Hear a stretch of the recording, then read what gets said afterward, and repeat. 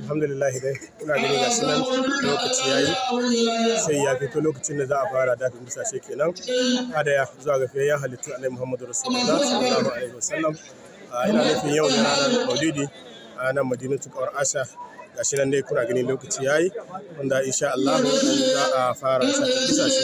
Za ku gani ga dabbobi kowane rukuni, akwai shanu da kuma raƙumma da dai sauransu.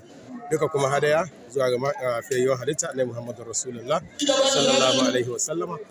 Idan kuka hango za ku ga inda aka sa ƙarfe aka tare masoya ne suke nan da raƙumma da awakai da tumakai da shanaye komai suna nan suna jiran a buɗa musu su shigo domin kowa ya je da hadayarsa masaukinsa a je a yanki saboda Allah da Annabi saboda soyayyar ma'aiki sallallahu alaihi wasallam.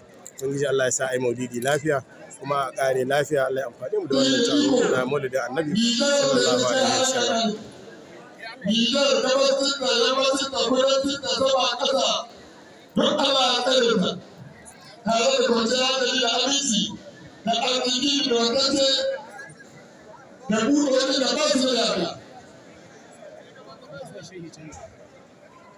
Don albarka